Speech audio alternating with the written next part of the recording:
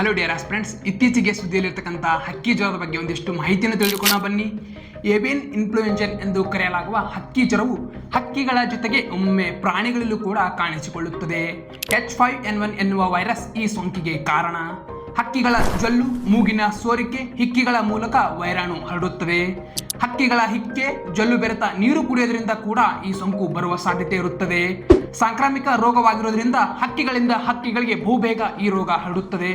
ಮೊದಲ ಮಾನವ ಪ್ರಕರಣ 1997ರಲ್ಲಿ ಹಾಂಗ್ಕಾಂಗ್ನಲ್ಲಿ ಪತ್ತೆಯಾಗಿದೆ. ಜನವರಿ 6, 2025ರಂದು ಯುನೈಟೆಡ್ ಸ್ಟೇಟ್ನ ಲೂಸಿಯಾನಿಯಾದಲ್ಲಿ ಹಕ್ಕಿ ಜ್ವರದಿಂದ ಮೊದಲ ಸಾವು ಸಂಭವಿಸಿದೆ. ತಜ್ಞರ ಪ್ರಕಾರ ಹಕ್ಕಿ ಜ್ವರವು ಮನುಷ್ಯರಿಂದ ಮನುಷ್ಯರಿಗೆ ಹರಡುವುದಿಲ್ಲ ಎಂದು ಹೇಳುತ್ತಿದ್ದಾರೆ.